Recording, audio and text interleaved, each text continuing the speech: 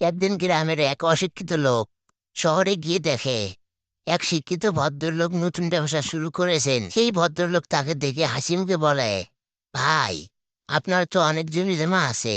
আপনি যদি আমার এই ব্যবসায় বিনিয়োগ করেন তবে বছরে দ্বিগুণ লাভ পাবেন। অশিক্ষিত লোকটি প্রথমে সন্দেহ করলেও শিক্ষিত ভদ্রলোকের কথায় মুগ্ধ হয়ে যায়।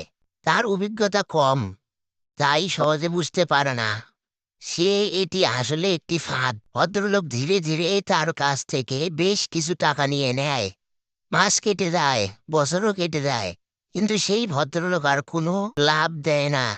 অশিক্ষিত লোকটি তখন বুঝতে পারে যে শিক্ষিত লোকটি তাকে ঠকিয়েছে। গ্রামের মানুষের কাছে ফিরে সে নিজের ভুল স্বীকার করে আর সবাইকে শিক্ষা দেয় যে শিক্ষা আর সততার মধ্যে অনেক পার্থক্য। শিক্ষিত হলেও মানুষ অসৎ হতে পারে। এরকম ভিডিও পেতে আমার চ্যানেলকে সাবস্ক্রাইব করে পাশে থাকুন।